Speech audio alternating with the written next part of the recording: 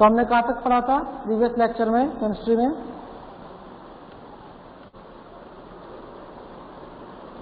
Chapter 2 चल रहा था हमारा, ठीक है।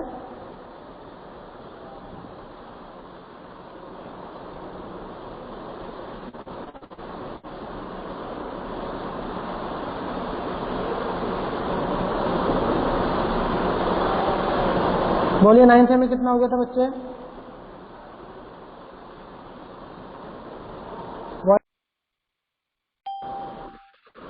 Now okay? Am I audible? Yes sir, clear. Okay, okay. बोलो कितना सिलेबस हुआ था?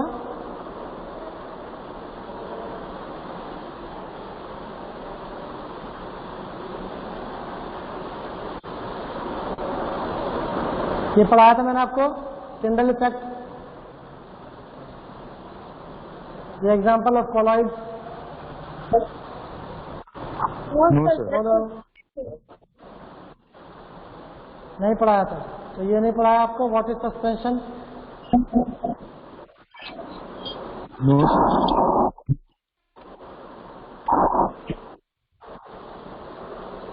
ठीक है। तो आई थिंक तुम्हारी जो कंबाइंड क्लास थी उसमें मैंने यहाँ तक पढ़ाया था, ये जो एग्जांपल है, ठीक है। मास ऑफ सॉल्यूट, ये फॉर्मूला न्यूमेरिकल है ना, तो न्यूमेरिकल तो पढ़ा दिया था ना। Sir, what is subsection we have? What is the suspension you have done?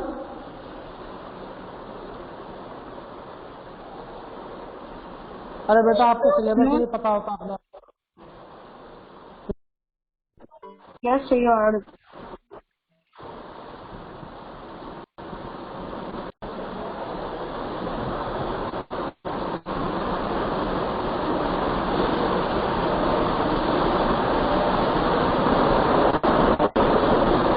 Okay,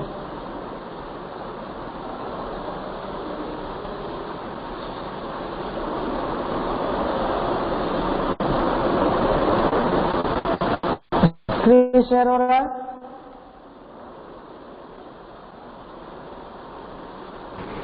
yes sir, reply करिए।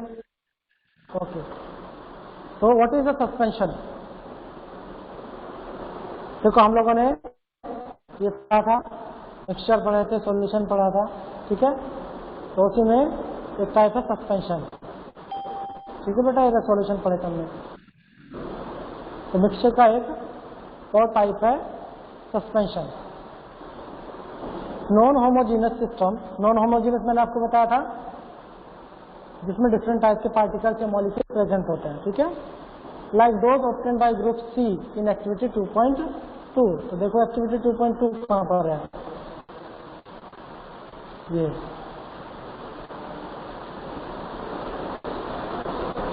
रहा। तो ग्रुप सी को क्या मिला था? चॉक पाउडर और व्हीट फ्लोर इन वाटर, ठीक है ना। तो क्या है? ये सस्पेंशन है। दो डिफरेंट टाइप के मॉलिक्यूल्स प्रेजेंट है, वाटर के मॉलिक्यूल एंड चॉक के या फिर व्हीट फ्लोर के, ठीक है ना। In which solid are disperse in liquid. तो सॉलिड क्या हो रहे हैं? डिस्पर्स हो रहे हैं लिक्विड में। वाटर क्या? लिक्विड। Are called suspension. तो सस्पेंशन क्या है? The mixture in which solid are disperse in liquid are called suspension. Suspension की डेफिनेशन सबको समझ में आई? बोलो।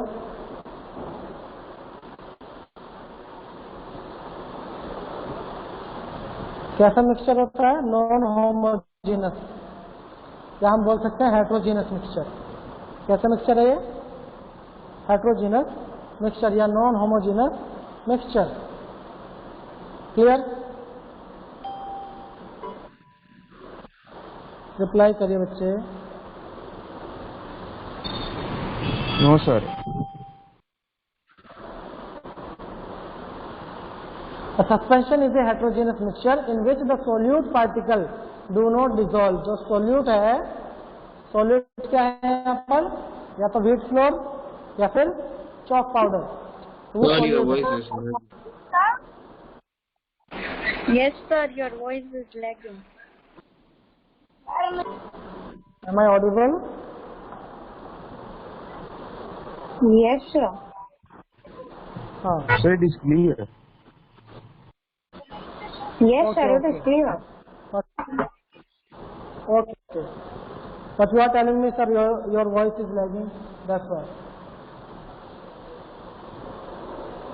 So, a suspension is a heterogeneous mixture in which the solute particle, for example, wheat flour or chalk powder, do not dissolve but remain suspended. कैसा रहता है? Suspended रहता है. ठीक है बेटा? Throughout the bulk of the medium, particle of a suspension are visible to the naked eye. देखो आप अगर चॉक पाउडर को एक ग्लास ऑफ वाटर में डिसॉल्व करो तो आप चॉक के मॉलिक्यूल्स को, पाउडर को इजीली देख सकते हो. व्हीट फ्लोर को अगर आप डिसॉल्व करो वाटर में तो व्हीट फ्लोर आपको इजीली नेकेड आई से दिख सकता है. समझ में आया? तो इस सस्पेंशन में जो मॉलिक्यूल्स होते हैं सॉल्यूट के, वो डिसॉल्व प्रॉपर्ली डिसॉल्व ना होकर होमोजीनियस मिक्सचर ना फॉर्म करके हेट्रोजीनियस मिक्सचर को फॉर्म करते हैं. ठीक है ना? तो उनको हम नेकेड आई से इजीली देख सकते हैं. प्रॉपर्टीज क्या होती है सस्पेंशन की? अब देखो जो भी हमने पढ़ा वो प्रॉपर्टीज है. जैसे कि suspension is a heterogeneous mixture. Second property, the particle of a suspension can be seen by the naked eye. Already we have discussed. Third, the particle of a suspension scatter a beam of light passing through it and make it pass visible. क्योंकि जो solute के particle है वो large है बेटा, naked eye से दिख सकते हैं. तो जब लाइट उसके पार्टिकल्स पर स्ट्राइक करेगी तो वो लाइट को स्कैटर कर देते हैं और जो पाथ ऑफ लाइट है वो हमें विजिबल होता है, दिख जाती है. लाइट कब दिखती है हमें? जब लाइट किसी भी पार्टिकल पर स्ट्राइक होती है. ठीक है? तो सस्पेंशन में पार्टिकल लार्ज साइज के होते हैं तो उस पर जब लाइट स्ट्राइक करती है तो हमें विजिबल होती है. ठीक है? The solute particle settle down when suspension is left undisturbed. अगर आप चॉक पाउडर को या व्हीट फ्लोर को वाटर में डिसॉल्व करके आधे घंटे के लिए, 1 घंटे के लिए रख दे, ठीक है, अनडिस्टर्ब्ड, तो आप देखते हो व्हीट फ्लोर और चॉक पाउडर नीचे सेटल डाउन हो जाएगा. ठीक है? और वाटर ऊपर आ जाता है. समझ में आया? They can be separated from the mixture by the process of filtration. तो सस्पेंशन को कैसे फिल्टर कर सकते हैं, सेपरेट कर सकते हैं? फिल्ट्रेशन से. फिल्ट्रेशन से क्या कर सकते हैं बेटा? उसको सेपरेट कर सकते हैं. क्लियर है सबको? रिप्लाई कीजिए. Yes, sir. Clear. Okay.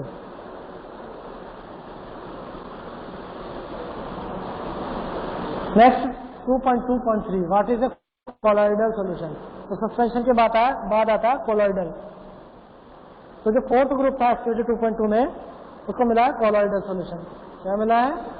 Colloidal solution. जैसे अगर मिल्क को हम वाटर में डिसॉल्व करें तो उसको बोलते हैं कोलॉइडल. देखो जो ग्रुप 4 है, फ्यू ड्रॉप्स ऑफ मिल्क और इंक, तो ग्रुप डी. तो मिल्क या इंक को हम वाटर में डिसॉल्व करेंगे तो क्या बन जाएगा? Colloidal solution. Colloidal solution. तो ये क्या होता है कोलॉइडल सॉल्यूशन? इसको देखेंगे हम लोग. The mixture obtained by group D in activity 2.2 is called colloid और ए कोलॉइडल सॉल्यूशन. ठीक है? The particles of a colloid are uniformly spread. अब आपने देखा होगा अगर हम मिल्क को वाटर में ऐड करते हैं, एक ग्लास ऑफ वाटर में आपको ग्लास लेना है कांच का और उसमें वाटर फिल कर लेना है मोर देन हाफ, और उसमें थोड़ा सा मिल्क ऐड कर देना है और उसको स्टिर कर देना है. तो आप कैसे देखोगे कि जो मिल्क के मॉलिक्यूल हैं वो इवनली डिस्ट्रीब्यूट हो जाते हैं बेटा वाटर के साथ में, और वाटर का कलर कैसा हो जाता है? वाइट या मिल्की.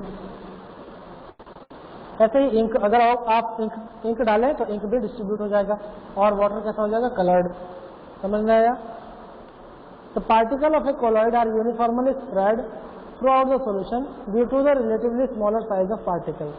तो मिल्क में जो मॉलिक्यूल्स होता है, तो मिल्क में प्रोटीन भी होता है मिल्क में शुगर भी होती है और वाटर भी होता है, ठीक है ना। तो डिफरेंट टाइप के पार्टिकल्स प्रेजेंट है। तो और बहुत स्मॉल पार्टिकल होते हैं, सस्पेंशन में लार्ज होते हैं, तो कोलॉइडल में सॉल्यूट के पार्टिकल कैसे होते हैं, स्मॉल, ठीक है।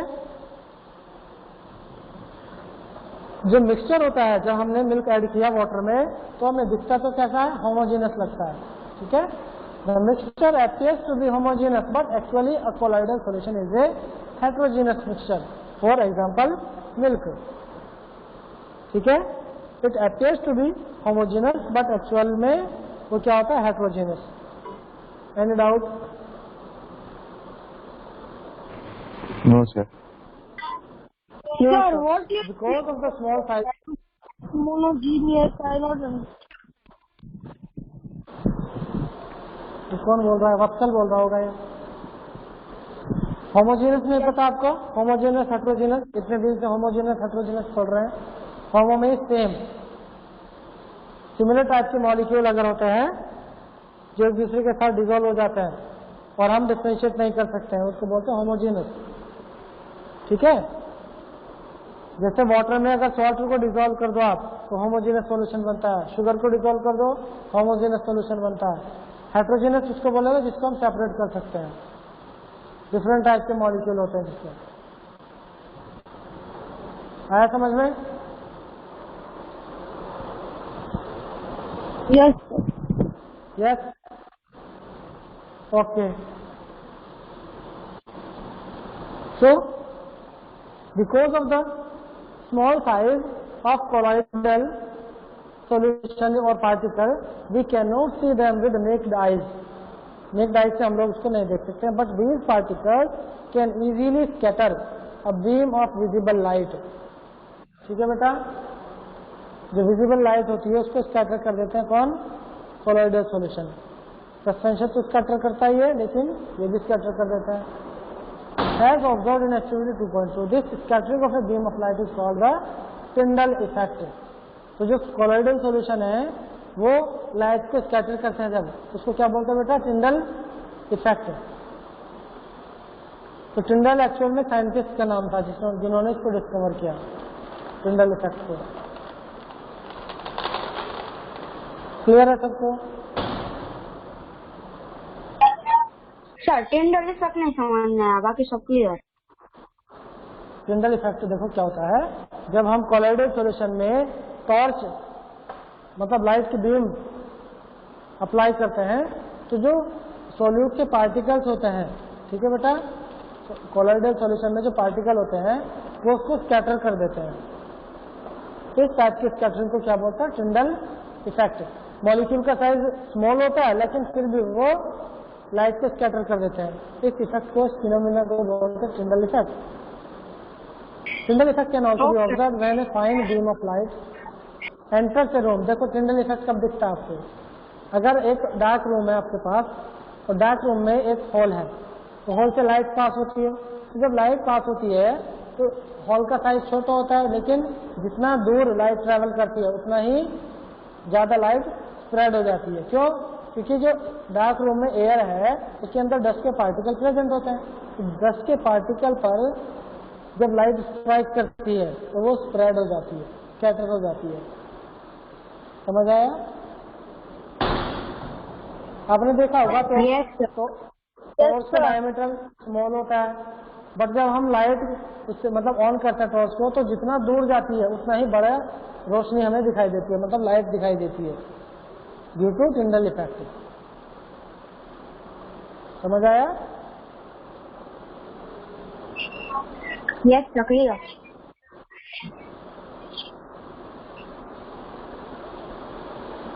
So Tyndall effect can also be observed when a fine beam of light enters a room through a small hole. This happens due to the scattering of light due to the particle of dust and smoke in the air. Any doubt?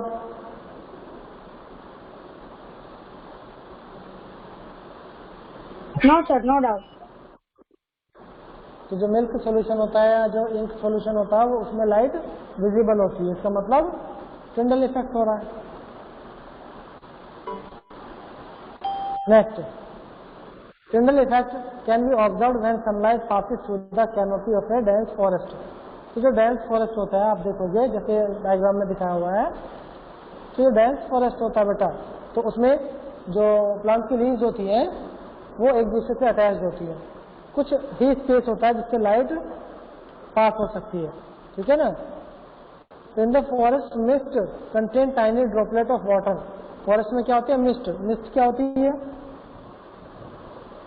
Mist होती है बेटा जो air होती है वो moisture के साथ में कंबाइंड हो जाती है जब, तो बोलते हैं मिस्ट, ठीक है।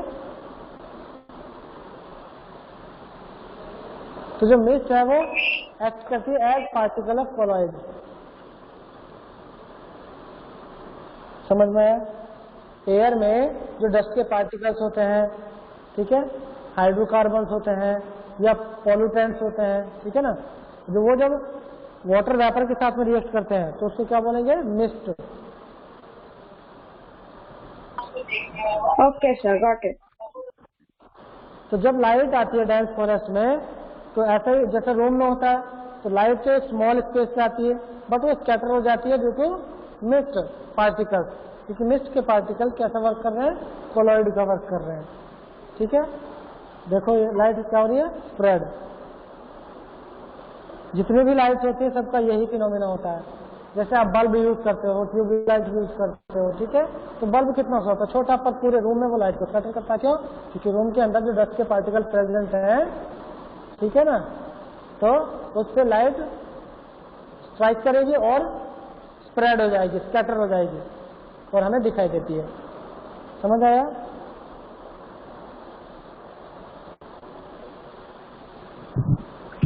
Yes sir.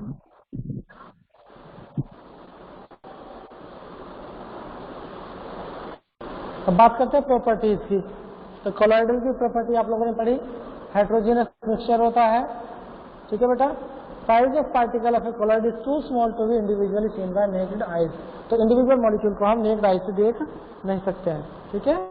कोलॉइड में कोलॉइड्स आर बिग इनफ, लेकिन इतने बड़े होते हैं, मतलब इतने स्मॉल भी नहीं, इतने स्मॉल होते हैं जो कि नेकेड आइज से नहीं दिखेंगे, बट इतने बिग होते हैं कि वो लाइट को स्कैटर कर सकते हैं, ठीक है। तो सॉल्यूशन, होमोजेनियस सॉल्यूशन और सस्पेंशन के बीच के ये मिक्सचर है, नेकेड आई से नहीं दिखेगा बट लाइट को स्कैटर कर देता है। They do not settle down when left undisturbed. तो इसमें ये सेटल डाउन नहीं होंगे। अगर मिल्क को रख दें, मिल्क और वाटर को मिक्स करके, तो ऐसा तो नहीं होगा कि मिल्क नीचे चला जाए और वाटर ऊपर आ जाए, सेपरेट नहीं हो सकते हैं। समझ आया ना? बोलो। Yes sir. Next property of colloidal solution, they cannot be separated from the mixture by the process of filtration.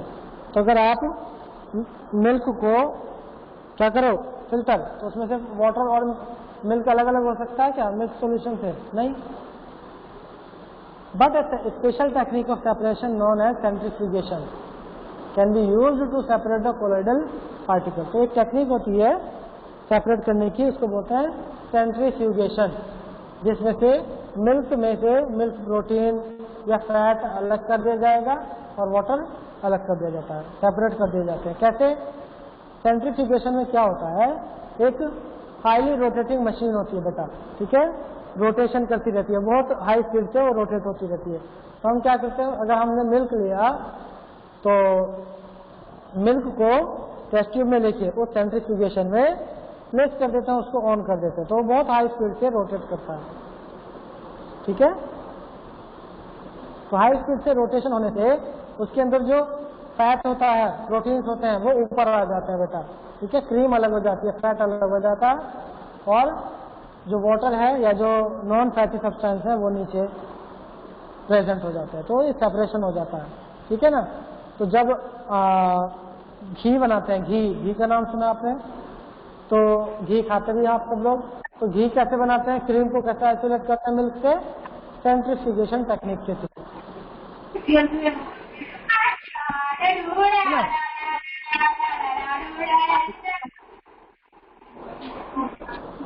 कौन हमें सॉन्ग सुना रहा है? वृष्टि,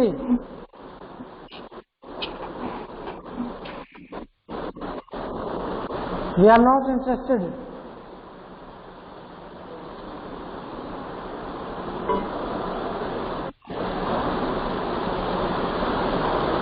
Aditya Purusar, then if we light up in vacuum, then will it travel straight?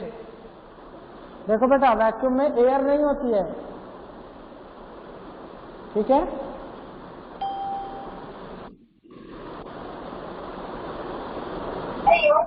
Sir but light को थोड़ी ना कोई मीडियम चाहिए। लाइट को डस्ट के पार्टिकल चाहिए ना स्कैटर होने के लिए,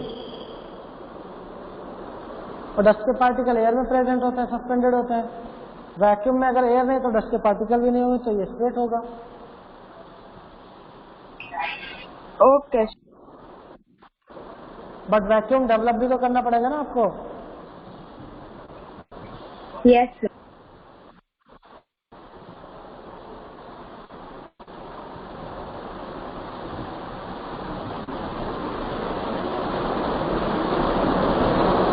देखो, the component of a colloidal solution are the dispersed phase. Colloid में जो कोलॉइडल सॉल्यूशन होता है उसमें दो फेज होती है बेटा, एक तो डिस्पर्स्ड फेज, ठीक है, और एक डिस्पर्सिंग मीडियम। डिस्पर्स्ड फेज या पार्टिकल और डिस्पर्सिंग मीडियम। तो the component of a colloidal solution are the dispersed phase and the dispersion medium, ठीक है। दो चीजें हैं, डिस्पर्स फेज और dispersion medium. The solute like component और the dispersed particle in a colloid form the dispersed phase.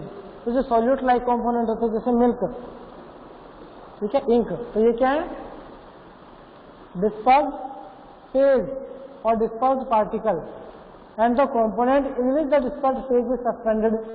मतलब कि solvent जो होता है जैसे कि वाटर, वो क्या है, डिस्पर्सिंग मीडियम। समझ में आया? Yes sir. तो जिस मीडियम में कोई सॉल्यूट या कोई अदर सब्सटेंस सस्पेंड होता है या फॉर्मेशन करता है सॉल्यूशन का, मिक्सचर का, उसको बोलते हैं डिस्पर्सिंग मीडियम। और जो सब्सटेंस या पार्टिकल कोलॉइडल का फॉर्मेशन करते हैं सॉल्यूट, उसको बोलते हैं डिस्पर्सिंग पार्टिकल या डिस्पर्स्ड फेज, ठीक है बेटा।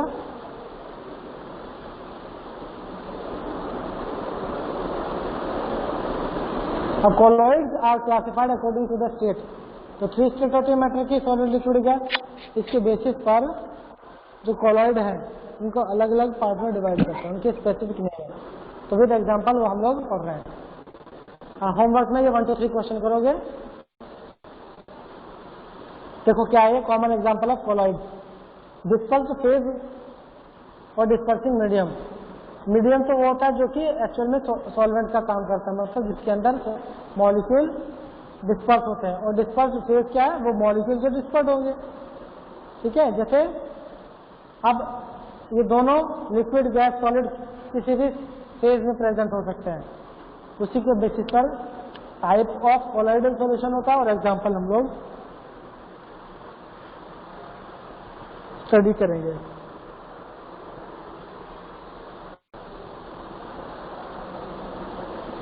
तो फर्स्ट देखेंगे बेटा,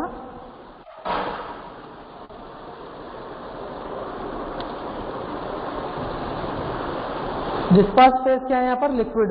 डिस्पर्स्ड फेज क्या है, लिक्विड। और डिस्पर्सिंग मीडियम क्या है, गैस। कि अगर लिक्विड गैस में डिस्पर्स्ड हो तो उसको क्या बोलेंगे, एरोसोल। क्या बोलेंगे उसको, एरोसोल, ठीक है। एरोसोल का एग्जांपल क्या है, फॉग, क्लाउड, मिस्ट, ठीक है बेटा। इसमें क्या होता है, लिक्विड के जो मॉलिक्यूल होते हैं, फॉर एग्जांपल वाटर, तो गैस में डिस्पर्स्ड होते हैं। जैसे फॉग, फॉग आपने देखा है, तो जो एयर होती है उसमें मिक्स होती है वाटर के ड्रॉपलेट, बन जाता है। Cloud, yes sir, in winter yes, क्या बोल रहे हो sir, I am telling that in winter season there is fog like very much. Fog, Sir, in winter season, fog is very much in the surrounding. I am telling that. Okay okay okay, तो ये तो बेटा सबको पता है, तुम क्या नया बता रहे हो? सबको पता ना फॉग विंटर में आता है। समर में देखा है कभी फॉग? No sir. ठीक है ना। तो लिक्विड जो होता है वो गैस में सस्पेंडेड होगा। तो फॉग क्लाउड, क्लाउड में क्या होता है, जब आपको पता है इवेपोरेशन से क्या बनते हैं, क्लाउड बनते हैं, ठीक है ना। और वाटर जो होता है वो वेपर में कन्वर्ट हो जाता है, और वेपर क्या है, गैस, बट वाटर क्या है, लिक्विड। तो क्लाउड क्या होते हैं, आपने देखे होंगे, जब क्लाउड कैसे होते हैं, लाइट वेट, तो वो ऊपर चले जाते हैं, लेकिन जब उनमें मतलब टेम्परेचर क्या हो जाता है, लो, ठीक है, प्रेशर लो हो जाएगा, तो क्या हो जाएंगे, वो हैवी हो जाते हैं, तो फिर वो किसमें कन्वर्ट हो जाते हैं, वाटर में फिर से। तो क्लाउड में किसका एग्जांपल है, एरोसोल का। मिस्ट, मिस्ट देखिए आपने, मिस्ट क्या होती है, जब एयर के साथ में जो डस्ट होती है वो मिक्स हो जाती है, ठीक है बेटा। और वाटर,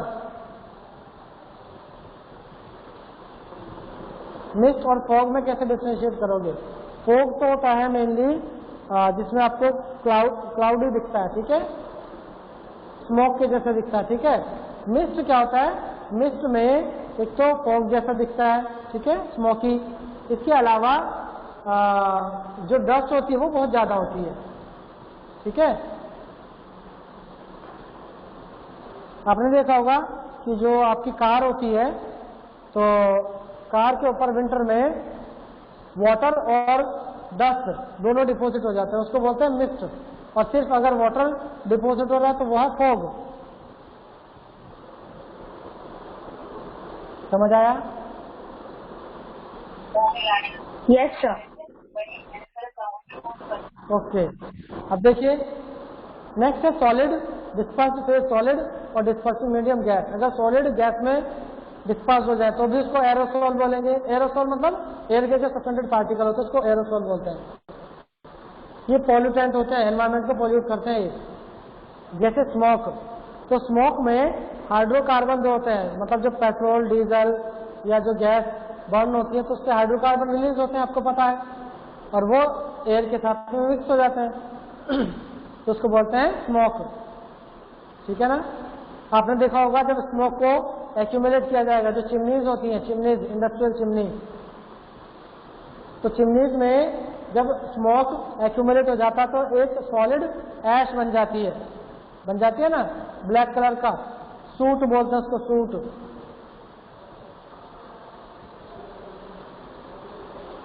बोलो, इसका दूसरा एग्जांपल है ऑटोमोबाइल एग्जॉस्ट। ऑटोमोबाइल एग्जॉस्ट आपको पता ही है क्या होता है, तो उसमें भी जो अनबर्न्ड हाइड्रोकार्बन है, ठीक है, मॉलिक्यूल्स होते हैं, वो एयर के साथ में मिक्स हो जाते हैं। थर्ड आता है गैस, जब लिक्विड में मिक्स हो, गैस डिस्पर्स हो जब लिक्विड में, ठीक है ना। उसका टाइप है फॉर्म। कौन सा फॉर्म? शेविंग क्रीम वाला फॉर्म। तो आप देखते हो उसमें क्या होता है, शेविंग क्रीम में सॉल्यूशन तो होता है लिक्विड, लेकिन उसमें गैस डिसॉल्व कर देते हैं तो वो क्या बन जाता है, फोम बन जाता है, ठीक है बेटा। आया समझ में?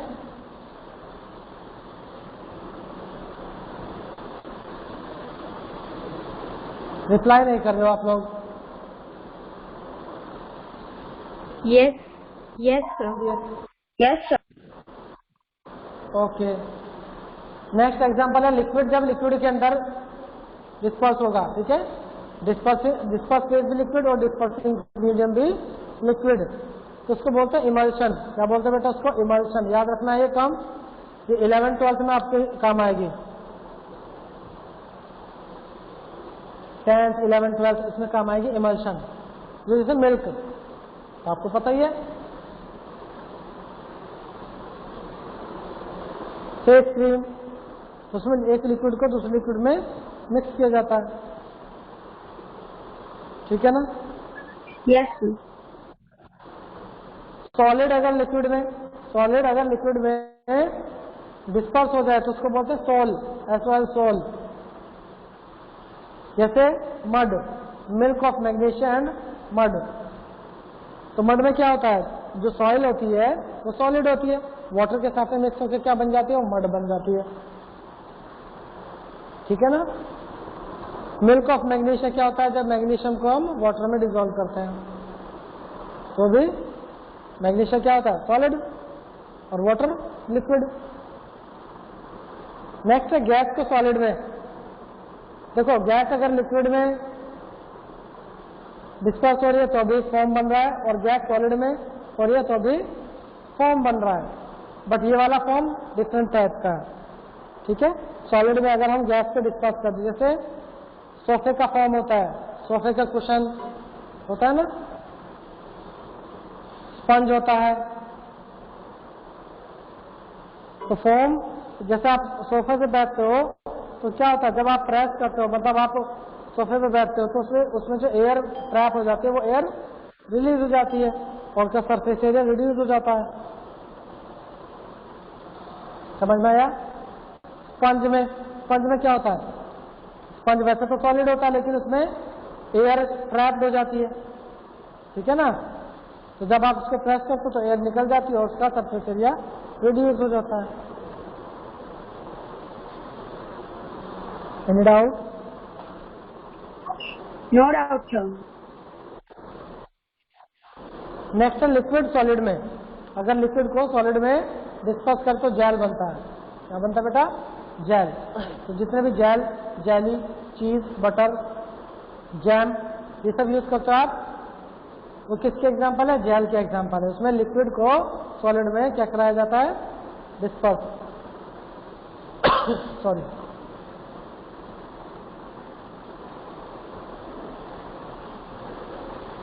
लास्ट है सॉलिड को सॉलिड में, तो इसको सॉलिड सॉल्व बोलते हैं। जैसे कलर्ड जेमस्टोन होते हैं, मिल्की ग्लास होते हैं, ठीक है बेटा।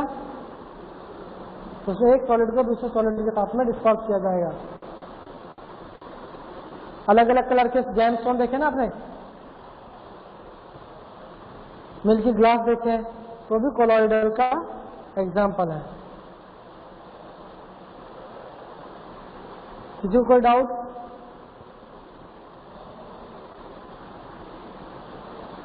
ये जो टेबल है बेटा, ये ड्रॉ करनी है आपको। टेबल को ड्रॉ करना है अपनी नोटबुक में, okay.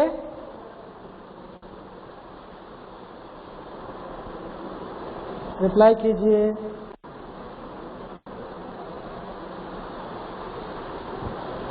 Sir, can you repeat what is Yes. the today's homework? What is?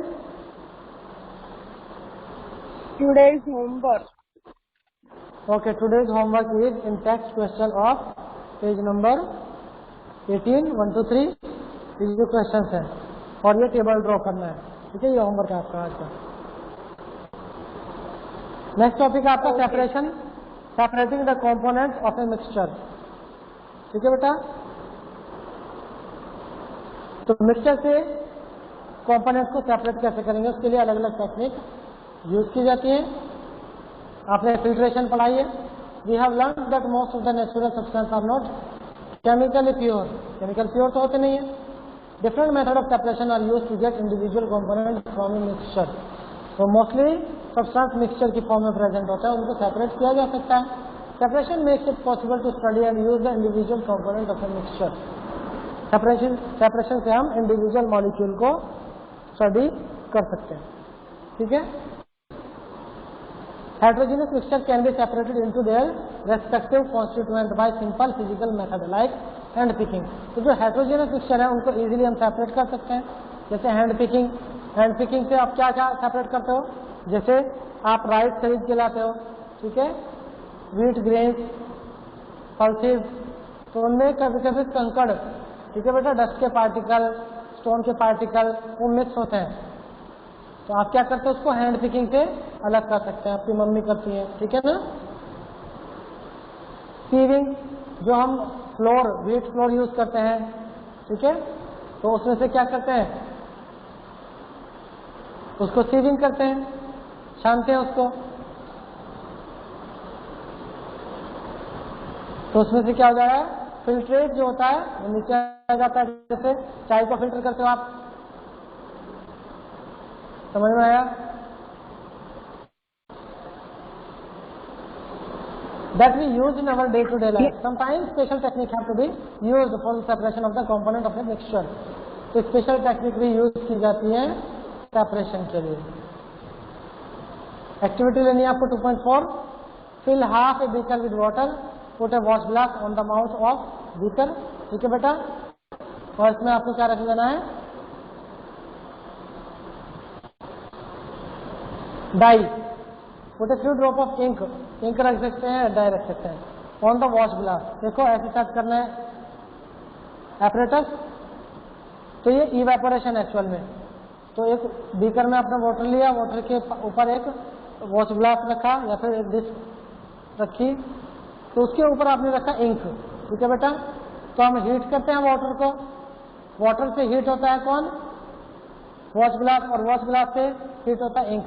तो इंक क्या हो जाता है, इवेपोरेट हो जाता है, समझ में आया। तो इवेपोरेशन से भी हम लोग सेपरेट कर सकते हैं। We do not want to heat the ink directly, you will see that evaporation is taking place from the wash glass. Continue heating as the evaporation goes on and stop heating when you do not see any further change on the wash glass. Observe carefully and record your observation, ठीक है बेटा। तो what do you think has got evaporated from the wash glass. तो wash glass में ink में जो water था वो इवेपोरेट हो जाएगा। Is there a residue on the wash glass, yes. What is your interpretation, is ink a single substance और is it a mixture. तो आपकी इंटरप्रिटेशन क्या होनी चाहिए, ink is not a single substance, it is a mixture. We find that ink is a mixture of a dye in water, ठीक है। तो water से इवेपोरेट हो जाता है, thus we can separate the volatile component, volatile मतलब जो evaporate हो सकता है, from its non volatile solute by the method of evaporation. तो इवेपोरेशन से हम वोलेटाइल को नॉन वोलेटाइल से सेपरेट कर सकते हैं, समझ में आया, बोलिए। ये सेंट्रीफ्यूगेशन मैंने आपको बताया है कि how can we separate cream from milk, तो उसकी टेक्निक का नाम क्या है, centrifugation. Nowadays we get full cream, toned, double toned variety of milk packed in poly pack और tetra pack in the market। आप देखते हो ना, फुल क्रीम आता है रेड पैकेट में, टोन्ड मिल्क आता है जिसको फ्रेश बोलते हैं आप, ताजा दूध, तो वो ब्लू पैकेट में आता है अमूल का, ठीक है। तो ये किस बेसिस पर है, फैट कंटेंट के बेसिस पर। फुल क्रीम में फैट ज्यादा होता है, टोन्ड में कम होता है और डबल टोन्ड में सबसे कम होता है, ठीक है। तो अगर आप इसको फुल क्रीम मिल्क को सेंट्रीफ्यूज करो, ठीक है, सेंट्रीफ्यूज मैंने आपको बता दिया कैसे करना है। जो डेयरी होती है, डेयरी, तो आप नियर बाई डेयरी में अगर जाओगे तो डेयरी में भी सेंट्रीफ्यूगेशन होता है, तो वहां पर भी वो मिल्क के फैट कंटेंट को जानने के लिए सेंट्रीफ्यूगेशन परफॉर्म करते हैं, ठीक है।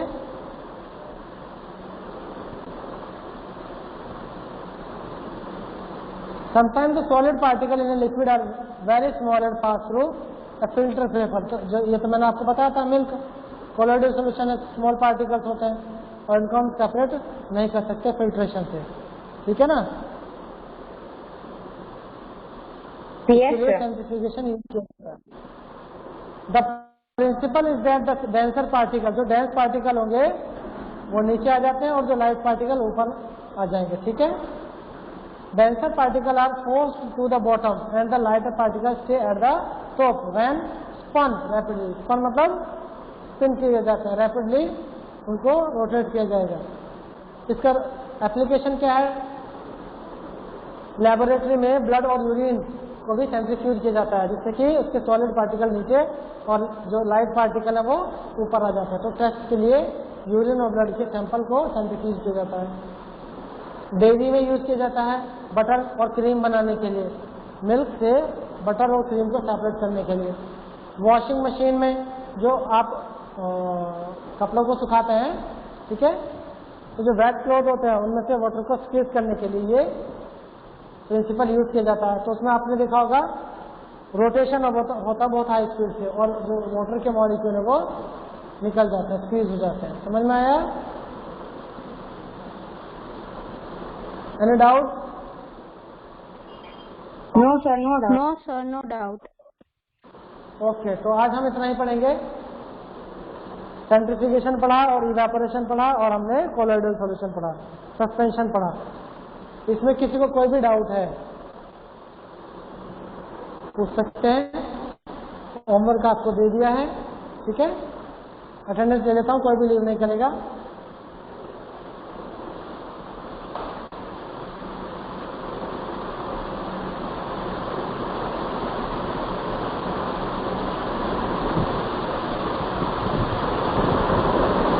Okay, you can leave now. Class is over.